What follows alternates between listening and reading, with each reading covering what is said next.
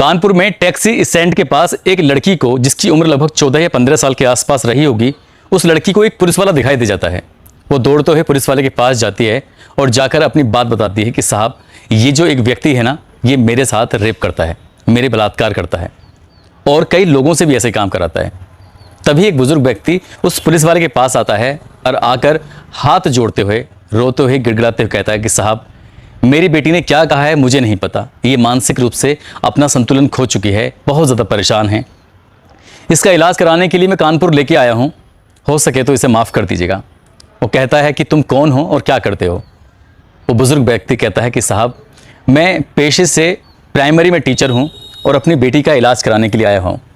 वो लड़की कुछ बोल पाती या उस पुलिस वाला कुछ समझ पाता, तब ये बुजुर्ग व्यक्ति उस लड़की को अपने साथ लेके चले जाता है। सच तो ये था, ना तो वो उसकी बेटी थी और ना ही वो उसका बाप था। वाकई सचमुच लड़की सच बोल रही थी, लेकिन वो सच बोलना चाहती थी, एक मौका उसको मिला भी था, लेकिन वो सच कभी सामने आ पाएगा या नहीं आ पाएगा, ये तो भविष्य के गर्भ में छिपा है। लेकिन जिस तरह से उस लड़की के साथ लगातार अपराध पर अपराध हो रहा था, वो वाकई अपने आप में भयानक है, परेशान करने वाला है। आदाब, नमस्कार, सत श्री अकाल। मैं उस्मान सैफी। आज की जो सच्ची घटना मैं आपको सुनाने जा रहा हूँ, ये सच्ची घटना है उत्तर प्रदेश का एक ज़िला है बाराबंकी, और इसी ज़िले का एक थाना लगता है हैदरगढ़। दरअसल थाना हैदरगढ़ के जो पुलिस इंस्पेक्टर हैं, पुलिस इंस्पेक्टर एक 55 या 56 साल के एक व्यक्ति को अपनी जीप में डालकर कोर्ट लेके जा रहे थे। पहले पेशी कराते, उसके बाद उसको जेल भेजना था। मगर जैसे ही पुलिस इंस्पेक्टर अपनी कार में, जीप में बैठते हैं, ड्राइवर चलाने की कोशिश कर रहा है और उस व्यक्ति के साथ एक हमरा था, एक पुलिस वाला था जो उसे जीप में बिठा रहा है। सब कुछ ठीक है और अचानक ही 8 या 10 पुलिस वाली जो महिलाएं हैं वो आती हैं और उस बुजुर्ग व्यक्ति को उस जीप के अंदर से खींच लेती हैं, और सभी लोग मिलकर, सभी महिलाएं मिलकर उसको बहुत बुरी तरह से मारने लगती हैं, पीटने लगती हैं। इससे पहले कि ये कुछ समझ पाता है इंस्पेक्टर, वो दौड़ते हुए उस जीप से निकलता है और उन्हीं महिलाओं की तरफ दौड़ता है और कहता है कि छोड़ दो इसे। वो 2 को छुड़ाता, 4 को छुड़ाता, लेकिन वो 8-10 थीं, इसलिए वो महिलाएं उसको बहुत मार रही थी, पीट रही थी। तब वो हाथ जोड़कर इंस्पेक्टर विनती करता है, कहता है कि ये मर जाएगा, इसकी उम्र लगभग 55-56 साल के आसपास है, इसकी उम्र पे तो तरस खाओ। तब कहीं जाकर और लोगों की मदद से उस बुजुर्ग व्यक्ति को छुड़ाया जाता है और एक बार फिर उसी जीप में बिठाया जाता है जिस जीप में उसे कोर्ट में ले जाया जा रहा था। तभी उस इंस्पेक्टर को याद आता है, अभी 3 महीने पुरानी बात तो थी, 3 महीने यानी कि 8 अक्टूबर 1997 की सुबह सुबह का वक्त है। जैसे अमूमन इंस्पेक्टर अपने थाने में बैठकर फरियादों की फरियाद सुनते हैं, तो वहाँ पर लाइन लगी हुई थी, एक एक करके लोग आ रहे थे, अपनी बात बता रहे थे। मगर एक दंपति, बुजुर्ग दंपति, वो खड़ा हुआ है और बार बार बस वो लोगों के ख़त्म होने का इंतज़ार कर रहा था। बस ये कोशिश कर रहा था कि ये लोग ख़त्म होंगे तब मैं जाकर इत्मीनान से अपनी बात कहूँगा। आखिरकार इंस्पेक्टर की नज़र पड़ जाती है और इंस्पेक्टर डांटते हुए कहता है कि चचा, क्या बात है, कितनी देर से यहाँ खड़े हो, क्यों आए हो?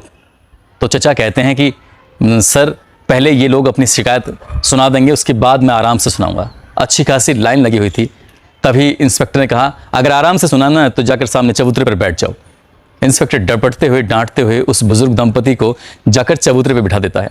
वहीं बैठे रहते हैं। कम से कम 2 घंटे इंतज़ार करने के बाद तब उनका नंबर आता है अपनी बात कहने का, और वो जाकर कहते हैं कि साहब, हमें कुछ ऐसी बात करनी है जो सिर्फ अकेले में ही हो सकती है। तो इंस्पेक्टर इधर उधर देखकर कहता है कि इतने सारे लोग थे, उनके सामने नहीं कहा, मेरे पुलिस वालों के सामने भी अगर तुम्हें बात कहते हो शर्म आती है तो जाइए अपने घर चले जाइए।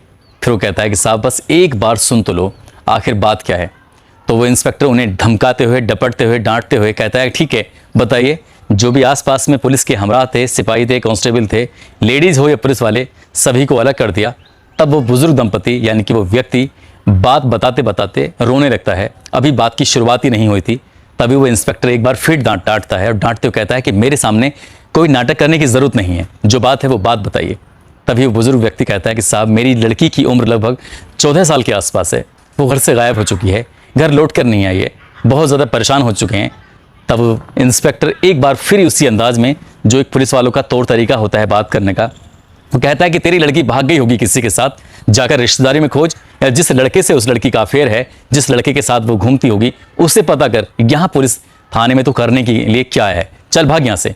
तब फिर वही बुजुर्ग व्यक्ति एक बार फिर से रिक्वेस्ट करता है, कहता है साहब, मेरी पूरी बात सुन लो, और बात सुनने के बाद जब तुम्हें लगता है कि बात सुननी चाहिए तो ठीक है, नहीं तो फिर यहाँ से कह देना चले जाने के लिए, तो मैं चला जाऊँगा। फिर बात बताते बताते वो बताता है कि साहब, मेरी जो लड़की है वो गांव के ही प्राइमरी पाठशाला जो है, उसी प्राइमरी पाठशाला में वो पढ़ती है। लेकिन लगातार 4 साल तक तो पास होती है, कक्षा 4 तक, लेकिन जब चौथी क्लास में वो पास होना था, उसे 5वीं में आना था, वो फेल हो जाती है। और हमने यही जानने की कोशिश की कि अच्छी खासी लड़की थी, होशियार, तो ये फेल क्यों हो रही है। एक दिन वो मास्टर जी के पास जाते हैं, मास्टर जी से जा कहते हैं कि मास्टर जी, ये हमारी बेटी अच्छी खासी थी पढ़ने में, लेकिन ये फेल क्यों हो रही है, क्या बात है। तब मास्टर जी कहते हैं कि तुम्हारी बेटी पढ़ने में बहुत कमज़ोर है, इसको एक्स्ट्रा ट्यूशन देने की ज़रूरत है, इसीलिए इसके मार्क्स कम आए थे, मार्क्स कम आने की वजह से इसको चौथी क्लास में दोबारा रखा गया है, और मैं इसे अलग से पढ़ाऊंगा तो ठीक हो जाएगी। गांव का सज्जन व्यक्ति था, सीधा साधा व्यक्ति था, वो मास्टर जी की बात मान लेता है, और स्कूल बंद होने के बाद वो एक्स्ट्रा क्लास चलाने की बात भी तय हो जाती है। जहां स्कूल था उससे कुछ ही दूरी पर उस व्यक्ति का मकान था। वो लड़की अब स्कूल में रुक जाती है, छुट्टी के बाद मास्टर जी उसे पढ़ाते हैं। तभी गांव का एक व्यक्ति इसी दूसरे व्यक्ति के पास, जिसकी बेटी है, उसके पास जाता है, जाकर कहता है कि स्कूल बंद हो जाता है, मास्टर जी और तुम्हारी बेटी वहीं रहते हैं, वो क्या करते रहते हैं। वो कहते हैं, वो व्यक्ति कहता है कि मेरी बेटी को वो एक्स्ट्रा क्लास देते हैं, पढ़ाते हैं, इसीलिए मैंने परमिशन दे रखी है। वो तो सब ठीक है कि परमिशन दे रखी है, एक्स्ट्रा क्लास लेते हैं, कि कमरे में बंद करके किस तरह की क्लास चलती हैं, ये हमारी समझ से परे है। पूरे गांव में चर्चा चल रही है और तुम हो कि बिल्कुल बेफिक्र हो, कैसे बाप हो तुम।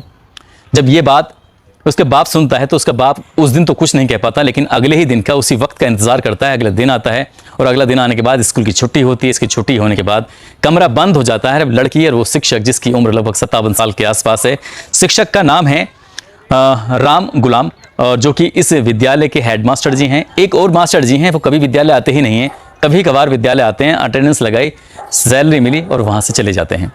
अब ये सब अंदर चल रहा है। उस लड़की के पिता को गुस्सा आता है और जाके वो दरवाजे को ज़ोर ज़ोर से पीटना शुरू कर देते हैं। कहते हैं मास्टर जी बाहर निकलिए। लगभग 2-3 मिनट के बाद दरवाज़ा खुलता है और दरवाज़ा खुलने के बाद वो लड़की और मास्टर जी दोनों बाहर निकल के आते हैं। तब मास्टर जी चिल्लाते हुए कहते हैं कि तुम्हें शर्म नहीं आती, मैं तुम्हारी बेटी को अंदर पढ़ा रहा था और तुम इस तरह से बाहर चीख रहे हो, क्या तुम ये नहीं चाहते कि तुम्हारी बेटी पास हो। वो कहता है कि साहब इसीलिए तो मैं यहाँ पर आया हूँ कि मेरी बेटी पास हो, क्योंकि जिस किसी से मैं शादी की बात करूँगा वो यही पूछेगा तुम्हारी बेटी कितनी पढ़ी लिखी है, और आप हैं कि इसे बंद कमरे में अगर इस तरह से रखेंगे पूरे गाँव में बदनामी हो जाएगी, कौन इससे शादी करेगा, बड़ी दिक्कत हो जाएगी। तो कुल मिलाकर सब ये चल रहा था। उस व्यक्ति ने अपनी बेटी को जब उस मास्टर जी के साथ देखा तो अपने घर जाने के बाद फैसला लिया, अपने बेटे से कहा अब ये बेटी इस विद्यालय में बिल्कुल भी नहीं पढ़ेगी, इसका नाम कटवा दिया जाए। यानी कि अभी 2-3 दिन पहले ही ये सब कुछ पता चला है और तीसरे दिन विद्यालय से उस लड़की का नाम कट जाता है। नाम कटने के बाद मास्टर जी को जब भी मौका मिलता था किसी ना किसी बहाने से उस लड़की को फिर से विद्यालय बुलाया करते थे, और विद्यालय बुलाने के बाद उसके साथ जो भी बातें करते थे या करते थे नहीं करते थे पता नहीं, लेकिन उस दिन कुछ ऐसा हुआ कि अगले ही दिन वो लड़की गायब हो जाती है और मास्टर जी भी गायब हो जाते हैं। जब ये पूरी बात मास्टर जी की पूरी बातें वो व्यक्ति अपनी बेटी की उस इंस्पेक्टर के सामने बताता है तो इंस्पेक्टर भी कुछ पल के लिए हैरान था, परेशान था। और सेम टू सेम यही बातें, यही सब कुछ उसकी पत्नी भी बताती है कि साहब रोते हुए गिड़गिड़ाते हुए कहती है कि मेरी बेटी को वापस ला दो, बेटी नहीं आएगी तो हमारी बहुत बदनामी हो जाएगी, हम क्या करेंगे। बात आती है तहरीर लिखने की। जब तहरीर लिखने की बात आती है, इंस्पेक्टर कहता है कि आपको तहरीर लिखनी ही पड़ेगी, जांच तभी आगे बढ़ सकती है, बिना तहरीर के कुछ काम नहीं हो सकता। तब वो दोनों दंपति रोते हुए गिड़गिड़ाते हुए कहते हैं कि साहब बात अगर तहरीर तक पहुंचेगी, मुकदमा दर्ज होगा, गांव तक बात पहुंचेगी, अखबार में छप सकता है, और अखबार में छपेगा तो हमारी बहुत बदनामी होगी, बिना किसी तहरीर के आप कार्रवाई कर दीजिए। तब इंस्पेक्टर भरोसा दिलाता है कि आपको परेशान होने की बिल्कुल भी ज़रूरत नहीं है और मैं इस तहरीर को किसी को भी पता नहीं देने दूंगा। अब तक जो इंस्पेक्टर बहुत ही गुस्से में वाले स्वभाव से में था, वो कहीं ना कहीं बुजुर्ग दंपति की बात सुनने के बाद इमोशनल हो जाता है, परेशान हो जाता है। उसे भी लगने लगता है कि वाकई ये दंपति परेशान हैं, और इसके लिए एक काबिल सब इंस्पेक्टर SN सिंह को इस मामले की जांच दी जाती है। और जांच देने के बाद कहा जाता है कि जितनी भी जल्दी हो सके इस लड़की को बरामद किया जाए, वापस लाया जाए और उसके पिता को सौंप दिया जाए। और जब ये लड़की यहाँ सौंप दी जाए तो उस आरोपी को उसके खिलाफ गंभीर धाराओं में, संबंधित धाराओं में मुकदमा दर्ज करके जेल भेजा जाए। इतना आसान नहीं था जितनी आसानी से इंस्पेक्टर ने कह दिया था। अक्टूबर का महीना था, पूरा निकल जाता है, लेकिन वो ना लड़की मिलती है, ना ही वो बुजुर्ग व्यक्ति मिलता है, यानी कि शिक्षक मिलता है। मास्टर साहब भी गायब थे। अब बात स्कूल तक ना पहुंचे, बात गांव तक ना पहुंचे। एक दिन SN सिंह सीधे गांव पहुंच जाते हैं। जाकर प्राइमरी में उसी टीचर जो आने लगता है उससे और आसपास के गांव के लोगों से पूछा जाता है कि मास्टर जी कहाँ के रहने वाले थे, कहाँ से आते थे, इनके बारे में पता करने की कोशिश की जाती है। अब गांव से एक लड़की गायब है, मास्टर जी गायब हैं। तो SN सिंह जो सब इंस्पेक्टर है उनसे पूछा जाता है कि साहब आपको मास्टर साहब की क्या ज़रूरत आन पड़ी है। तब वो एक बहाना बनाते हैं, कहते हैं कि हमारे पास बेसिक शिक्षा विभाग से एक शिकायत आई है। उस शिकायत में लिखा हुआ है कि मास्टर जी को कुछ धनराशि दी गई थी विद्यालय में काम कराने के लिए, लेकिन मास्टर जी ने काम नहीं कराया, घोटाला किया है। इसलिए इस मामले की जांच की जाएगी और जांच में अगर ये दोषी पाए जाते हैं तो इन्हें जेल भेजा जाएगा। ऐसी ही बात थी, कुछ इसी बहाने से वो इस मास्टर जी के बारे में पता करने की कोशिश कर रहे थे। गांव में कुछ सुगबुगाहट चल रही थी, बेटी के बारे में कुछ नहीं चल रही थी, इसलिए वक्त के साथ साथ ये बात भी दबने शुरू हो जाती है। लेकिन वक्त कुछ इतना गुजरता है, अक्टूबर, नवंबर, दिसंबर 3 महीने गुजर जाते हैं, लेकिन इस बेटी का पता नहीं चलता। एहसन सिंह को एक अन्य मामले की जांच दी गई थी और वो जांच करने के लिए निकले हुए थे लिहोरा के इलाके में। और जैसे ही अपनी जीप के साथ या अपनी बाइक के साथ बाइक पर जा रहे थे, पीछे एक सिपाही बैठा हुआ है, और जाने के बाद जैसे ही जा रहे हैं तो एक लड़की और एक बुजुर्ग व्यक्ति दोनों उन्हें रास्ते में दिखाई देते हैं। और जैसे ही वो उनके करीब पहुंचते हैं अपनी बाइक से, तो बुजुर्ग व्यक्ति इन पुलिस वालों को देखकर भाग जाता है। वो लड़की वहीं खड़ी रह जाती है। जो लड़की वहीं खड़ी रहती है, लड़की को पास बुलाया जाता है, उससे पूछा जाता है कि बेटा तुम्हारा नाम क्या है। लड़की नाम बताती है। उसे और पूछा जाता है तुम कहाँ के रहने वाली हो, तो वो अपना गांव का नाम भी बता देती है। वो कहती है साहब कि मैं रामनगर की रहने वाली हूँ, रामनगर गाँव की। तब सब इंस्पेक्टर की आंखें खुल जाती हैं, वो सोचने पर मजबूर हो जाते हैं, कहते हैं अरे ये तो वही लड़की है जिसको हम अक्टूबर के महीने से तलाश कर रहे थे, जिसके पिताजी बहुत ज़्यादा परेशान थे। तुम वही लड़की हो ना, तुम्हारे पिताजी का नाम कुछ ऐसे ही है ना। एक नाम लिया जाता है जो उसके पिताजी का असली नाम होता है। मैं असली नाम बता नहीं सकता, इसलिए जब बिल्कुल कंफर्मेशन हो जाता है, वो पूछा जाता है कि वो जो आदमी था तुम्हारे साथ वो कौन है और कहाँ है। तो वो लड़की कहती है कि वो पेड़ के पीछे छुपा हुआ है, वो कहीं भागा नहीं है। तब पुलिस वाले उस व्यक्ति को पकड़ते हैं और पकड़ने के बाद उसको घसीटते हुए सीधा थाने लेके जाते हैं। लड़की थाने आती है। अब लड़की से पूछताछ की जानी थी, इसलिए इस थाने के जो इंस्पेक्टर होते हैं, यानी कि हैदरगढ़ थाने के इंस्पेक्टर साहब एक महिला कांस्टेबल को तैनात करते हैं। उनसे कहते हैं कि इस लड़की का जो भी बयान है उसे आप राइटिंग में ले लीजिए, इससे बात कर लीजिए।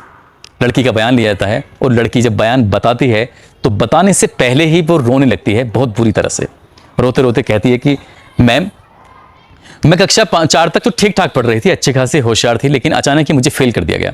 फेल होने की वजह ये थी, जब मैं कक्षा 3 में थी तभी ये मास्टर जी यानी कि राम गुलाम मास्टर जी विद्यालय में पहली बार आते हैं। और इनका जो स्वभाव है वो कुछ इस तरह का है, जो भी विद्यालय में चाहे कक्षा 2 की या 1 की या 3 की या 5 की लड़की है जो खूबसूरत है, उसको किसी न किसी बहाने से डांटते थे, फटकारते थे।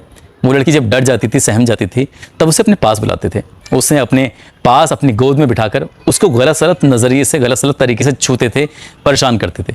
शायद ही विद्यालय में कोई ऐसी लड़की बची होगी जिसको उन्होंने इतनी गंदी, इतनी बुरी नीयत से ना छुआ होगा। लेकिन मैं ऐसी अभागी थी कि उन्होंने मेरे साथ कुछ ज़्यादा ही ज़्यादती कर दी। और ज़्यादती कुछ इस तरह की, जब कक्षा 4 में आती हैं तो मुझे फेल कर देते हैं। और फेल कर देते हैं, पूछती हूँ उसकी मास्टर जी सब लोग तो पास हो जाते हैं, आप मुझे फेल क्यों कर रहे हैं। तभी वो उस पर और भी गंदी नज़र रखते हैं, कहते हैं कि तुम्हें परेशान होने की ज़रूरत नहीं है, अब की बार मैं तुम्हें पास कर दूंगा, लेकिन तुम्हें मेरी कुछ ज़रूरतों को पूरा करना पड़ेगा। अगर तुम मेरी ज़रूरतों को पूरा कर सकती हो तो ठीक है। छोटी बच्ची थी, 14 साल की या 15 साल की, इससे ज़्यादा की थी नहीं। और उस लड़की को जैसा कहा जा रहा था वो वैसा ही कर रही थी। और ऐसे करते करते जब उसके पिताजी को ये बात पता चल जाती है, और पिताजी की बातों के बाद ये माँ साहब, ये गुरु जी उस लड़की से कहते हैं कि तुम्हारे पिता मुझसे तुम्हें मिलने नहीं देंगे, इसलिए हम यहाँ से भाग चलते हैं। तुम देखने में कितनी सुंदर हो, तुम्हें तो फिल्मों में काम भी मिल सकता है। कुछ इसी बहाने से उस लड़की को लेकर साथ चला जाता है और सीधा पहुँचता है लखनऊ। लखनऊ एक होटल में कमरे लेते हैं किराए पर। ये कहा जाता है कि ये मेरी बेटी है। वो 57 साल का बुजुर्ग मास्टर कहें या दरिंदा कहें, अरे वो 14-15 साल की लड़की उसके झांसे में आ जाती है। और उसके बाद वो एक तस्वीर लाता है, सिंदूर लाता है, तस्वीर सामने रखकर उसकी मांग भर देता है। कहता है कि अब तुम दोनों शादी हो चुकी है और तुम मेरी धर्मपत्नी हो गई हो। वो लड़की कहती है शादी ऐसे नहीं होती है। शुरुआत में उसने ऐसी डरा के धमका कर उसके कहा कि अगर तुमने ये बात नहीं मानी तो तुम्हारे पिता को, तुम्हारे भाई को मार दिया जाएगा। ऐसी बहाने करके उस लड़की के साथ वो रेप करता है। लड़की रोती रहती है, बिलखती रहती है। वो पहला दिन था और अब हर दिन उसके साथ ऐसे ही वो बुजुर्ग व्यक्ति सुहागरात मनाता था, उसे अपनी पत्नी की तरह रखता था। लेकिन उसके पास महज एक जोड़ी कपड़े थे, जो कपड़े वो घर से लेके आई थी, ज़्यादा कपड़े भी नहीं लाई थी। जब ये बाहर खरीदारी करने के लिए जाती है तो उस बच्ची को क्या पता था, उसे लगा कि शायद धर्मपत्नी होने का मतलब ये है सिंदूर। और जब सिंदूर लगाकर यहाँ से निकलती है तभी वो शिक्षक कहता है कि सिंदूर लगाने की सिर्फ जहाँ मैं कहूँगा वहाँ ज़रूरत होगी, बाहर कभी सिंदूर लगा के मत जाना। बाहर कोई पूछता है तुमसे तो कहना कि मैं इनकी बेटी हूँ। बाहर वो बेटी थी और 4 दीवारी के अंदर वो पत्नी बन जाया करती थी। उसके साथ हर दिन वो ऐसी स्वागत मनाता था। वो कहता था सिंदूर तुम तभी लगा सकती हो जो तुम्हारी हमारी शादी रजिस्टर्ड हो जाएगी। और इसके लिए उसने एक दिन एक व्यक्ति को लाता है, कहता है सब रजिस्ट्रार डिपार्टमेंट के व्यक्ति हैं और ये तुम्हारी शादी कराना चाहते हैं। मैं इनके लिए खाना बाहर से पैक करा के लेकर आता हूँ, इसलिए तुम इनके साथ थोड़ा सा वक्त बिताओ। उस व्यक्ति ने शादी कराने के बहाने से उस लड़की का रेप किया और कई घंटे वो उसके साथ ऐसे ही करता रहा। जब वो मास्टर जी बाहर से अंदर आते हैं तब वो लड़की कहती है कि इन्होंने मेरे साथ गंदा काम किया था, घिनौना कृत्य किया था, वैसे जैसे तुम करते हो। क्या ऐसी शादी होती है? वो लड़की जब ये बात बता रही थी तो माँ साहब कहते हैं कि परेशान क्यों होती हो, जब भी तो सर्टिफिकेट मिलेगा। इनसे ही पता चला है कि जब तक उम्र 18 साल नहीं हो सकती, 18 साल की उम्र में से पहले शादी नहीं हो सकती, इसलिए सर्टिफिकेट देंगे, सर्टिफिकेट के लिए तुम्हें ये सब करना पड़ेगा। अब हर दिन कोई ना कोई बदलता था। कुछ दिन होटल में रहते हैं, फिर उसके बाद चले जाते हैं एक अपने रिश्तेदार के यहाँ लखनऊ में, और रिश्तेदार के यहाँ से सीधे चले जाते हैं कानपुर में। और कानपुर में ऐसे ही एक व्यक्ति आता है, वकील बन के कहता है कि मैं इनकी शादी करा दूंगा, और फिर उस लड़की के साथ ऐसे ही घिनौना कृत्य वो करता है। और कानपुर में भी नए नए लोग बदलते रहे, उस लड़की का रेप अलग अलग दिन अलग अलग लोग करते रहे। यहाँ से वो उसे लेकर अब सुल्तानपुर की तरफ जाने की तैयारी में थे। टेम्पो स्टैंड पे खड़े थे, एक सिपाही खड़ा हुआ है। वो लड़की दौड़ के जाने वाली थी, उससे पहले कहती है मुझे बहुत ज़ोर की प्यास लगी है, क्या तुम मेरे लिए पानी ला सकते हो? तब वो मास्टर साहब पानी लेने के लिए दुकान पे चले जाते हैं, और वो लड़की दौड़कर पुलिस वाले के पास जाती है। मास्टर साहब देख रहे थे, और देखते इससे पहले कि वो पुलिस वाले से पूरी बात बताती, वो जाकर खड़ा हो जाता है, कहता है कि साहब ये मेरी बेटी है, मानसिक रूप से परेशान है, पागल हो चुकी है, इसका इलाज कराने के लिए आया हूँ, इसकी बात का बुरा मत मानना। और उस पुलिस वाले ने ये जानने की भी कोशिश नहीं की कि ये लड़की जो बोल रही है सच है या झूठ है। उसको वो वहाँ से लेके चला जाता है और अपने प्रोफेशन के बारे में बताता है कि मास्टर साहब हूँ, मैं मास्टर हूँ, इस गांव के एक प्राइमरी स्कूल का हेड मास्टर हूँ। जब पुलिस वाला ये बात सुनता है तो पुलिस वाले को यकीन हो जाता है, क्योंकि गुरुओं पर तो सबसे ज़्यादा भरोसा किया जा सकता है। लड़की को लेकर सुल्तानपुर जाया जाता है। सुल्तानपुर भी ऐसे ही एक जगह रहती है, ऐसी जगह ऐसे गांव में रहती है जहाँ ना दूर दूर तक पुलिस वाला था। तब वो मास्टर उसको मारता है, पीटता है, कहता है कि तू जितना चिल्ला सकती है उतना चिल्ला, ये तेरी चीखने चिल्लाने की आवाज़ें किसी के पास तक नहीं जाएंगी, इसलिए अब जितना भी है यहीं रहना है। वहाँ भी अलग अलग लोग आते रहे और उस लड़की का रेप करते रहे। शायद वो मास्टर उसके साथ उसकी जो संतुष्टि थी या कुछ भी कह सकते हैं वो कर नहीं पा रहा था, तो शायद इसीलिए वो ऐसे लोगों का इस्तेमाल कर रहा था और उस बच्ची को, फूल सी बच्ची को वो गंदा करने पर तुला हुआ था। वो लड़की निकलना चाहती थी, लेकिन जब यहाँ ज़्यादा दिन नहीं रुक पाई इस गांव में, तब वहाँ से वो अलग जा रही थी और ऐसी टकराव की स्थिति पैदा होती है कि उसी एसएन सिंह यानी कि जाँच अधिकारी, इन्वेस्टिगेटिव ऑफिसर के ये उसमें मिल जाते हैं एक पेड़ के नीचे, जो कि लिलहोरा इलाका था। और वहाँ से उसे जब थाने लेकर आते हैं, और जब ये महिला कांस्टेबल इस लड़की की बात सुनती है तो वो इतना परेशान हो जाती है, इतना अंदर से अपने आप को रोकने की कोशिश करती है लेकिन रोक नहीं पाती, और हवालात का दरवाज़ा खोलते हैं और उस शिक्षक को बहुत बुरी तरह से जब मारती है, मारते मारते उसको बेहोश कर देती है। जब ये आवाज़ें, चीखने की, चिल्लाने की आवाज़ें मास्टर की जब बाहर तक जा रही थी, तब दौड़ते हुए इंस्पेक्टर आते हैं और कहते हैं कि क्यों मार रही हो? कहते साहब अगर आपने भी ये सब बातें सुन ली तो शायद आप भी इसको जिंदा नहीं छोड़ेंगे। वो कहते हैं कि मैं बहुत पहले सुन चुका हूँ, तुम्हें परेशान होने की ज़रूरत नहीं है, अब इसे कोई हाथ नहीं लगाएगा। उस लॉकअप का ताला लगा दिया जाता है और इंतज़ार किया जाता है कोर्ट में हाजिर करने का। और जैसे ही इंस्पेक्टर अगले ही दिन सुबह सुबह का वक्त था, उस शिक्षक को जीप में बिठाकर 2 सिपाही पीछे बैठे हुए हैं, उसकी सुरक्षा में एक सिपाही गाड़ी चला रहा है और इंस्पेक्टर उसको साथ जब लेके जाने की कोशिश कर रहा था, तभी उस थाने की 8-10 महिला कांस्टेबल और दरोगा मौका मिलते ही उस शिक्षक को खींचती हैं और खींचकर बहुत बुरी तरह से मारना पीटना शुरू कर देती हैं। तब वो इंस्पेक्टर बचाने की कोशिश करता है, उन सिपाहियों से, चालक से और आसपास जो सिपाही थे उनसे गिड़गिड़ाते हुए कहता है कि बचा लो, ये मर जाएगा, पूरा थाना सस्पेंड हो जाएगा, पूरे थाने की बर्बादी हो जाएगी, इसलिए इसको बचाने का वक्त आ गया है। तब कहीं जाकर वो महिला शिक्षक उसे छोड़ते हैं और मामला फिर कोर्ट पहुंचता है, वो जेल जाता है। जब जेल जाता है, ट्रायल चलता है, सारे सबूत इकट्ठे किए जाते हैं, चाहे वो सुल्तानपुर के थे, कानपुर के थे, लखनऊ के थे। एसएन सिंह एक चार्जशीट में बड़ी खूबसूरती से उसको पिरोता है ताकि इस शिक्षक को कड़ी से कड़ी कार्रवाई इससे हो सके और सजा मिल सके। जब जज साहब इस केस की सुनवाई करते हैं तो उस लड़की को हाजिर होने के लिए, उसके बाप को हाजिर होने के लिए कोर्ट में आदेश देते हैं, लेकिन उसका बाप हॉस्टाइल कर जाता है, कोर्ट में आता ही नहीं, और कोर्ट में ना आने की वजह से ये केस बहुत कमज़ोर पड़ जाता है। तब कहीं जाकर वो जो महिला कांस्टेबल होते हैं, जांच अधिकारी होता है, इंस्पेक्टर होता है, होटल वाला होता है, सुल्तानपुर वाले होते हैं, कानपुर वाले होते हैं, लखनऊ वाले होते हैं, उन सबको इकट्ठा किया जाता है, तब जज के सामने पेश किया जाता है। तब जज शायद उतनी इस केस में दमदारी नहीं रही थी, इसलिए इस शिक्षक को, इस गुरुजी को, इस भेड़िए को 7 साल की सज़ा होती है। और 7 साल की सज़ा होने के बाद ये 7 साल अपने उस सलाखों के पीछे काटता है। लेकिन उधर वो लड़की जब बड़ी होती है तो उसके पिता उसकी शादी कर देता है, इसी डर से, इसी भय से कहीं ऐसा ना हो ये बात खुल जाए और उसकी बेटी की ज़िंदगी, उसके परिवार की ज़िंदगी हमेशा हमेशा के लिए बर्बाद हो जाए। मास्टर ने जो काम किया है वो वाकई अशोभनीय है, अकल्पनीय है और अक्षम्य है। इसको कभी भी माफ़ नहीं किया जा सकता जो उसने किया है। काश महिला कांस्टेबल को ये भी आज़ादी होती कि उसे मारने के बाद उनको कोई सज़ा ना होती, तो शायद ये अच्छा हो जाता। ऐसे लोगों का इस पृथ्वी पर जीने का कोई अधिकार नहीं है, कोई हक नहीं है। दोस्तों, इस घटनाक्रम को सुनाने का उद्देश्य किसी को परेशान करना नहीं है, किसी का दिल दुखाना नहीं है, बल्कि आपको जागरूक करना है। आप अपने बच्चों का हर वक्त हर समय ख्याल रखें, कहाँ जा रहे हैं, किससे मिल रहे हैं, स्कूल में क्या पढ़ाई हो रही है, रीचेक करते रहें। कम से कम उनके साथ जो होता है गुड टच बैड टच के बारे में बताते रहें। इस विद्यालय में ये अकेली नहीं थी, इस विद्यालय की प्रत्येक छात्रा के साथ ऐसा हो चुका था, इसके साथ ज़्यादा हो गया था, अति हो गई थी। इसलिए इस कहते हैं कि अति का भला ना बोलना, अति की भली ना चुप, अति का भला ना बरसना, अति की भली ना धूप। अति हो गई थी, इसलिए ये खत्म होना बहुत ज़रूरी था और ये संदेश, ये मैसेज आपके पास भी आना ज़रूरी था। जाते जाते दोस्तों, जिन लोगों के जन्मदिन है, जिसमें बंशीलाल की बेटी हैं रेणुका पवार, बाड़मेर राजस्थान के रहने वाली हैं, आज इनका जन्मदिन है। बिहार के रंजीत हैं, आज इनका भी जन्मदिन है। और पदम सिंह खड़का, इनके बेटे हैं सिद्धार्थ खड़का, आज इनका भी जन्मदिन है। आप तीनों को जन्मदिन की बहुत सारी शुभकामनाएं, दिली मुबारकबाद। और जो यूट्यूब पर कमेंट करने वाले हैं, जो नाम के लिए अपील करने वाले हैं, अनीता, वैशाली कश्यप, प्रिया, आदित्य पाल, ब्रजेश पाठक बरेली से हैं, नारायण दत्त मथुरा से, जावेद अली, मोंटी कश्यप, रोहतास, नेहरा, हनुमानगढ़ राजस्थान से हैं। इनको चोट लगी है, बीमार हैं, परेशान हैं, ये खाट पे ही पड़े रहते हैं चारपाई पर। आप सभी से अपील है कि रोहतास नेहरा जी के लिए दुआएं करिए, जल्दी से ठीक हो जाएं, स्वस्थ हो जाएं। अनुराग यादव हैं करहल से, सनी कुमार कुशीनगर से हैं, दीपक दीवान बिहार से हैं, प्रमोद कुमार जाखड़ हनुमानगढ़ से हैं, जसवंत सिंह जसवंत सिंह हैं और इनकी बहन की रंजीत शर्मा है, इनकी बहन की तबीयत खराब है, इनके लिए भी दुआ कीजिए, वो भी जल्द से जल्द ठीक हो जाएं, स्वस्थ हो जाएं। प्रमोद यादव हैं आजमगढ़ से, लल्ला पवार हैं तेज कुमार बिजनौर से हैं, विजेंद्र साहनी हैं, आदिल राज हैं जो मैथ किंग बिहार से हैं, उन्होंने कहा कि मैथ किंग जरूर बोलना, ये मुझे अच्छा लगेगा।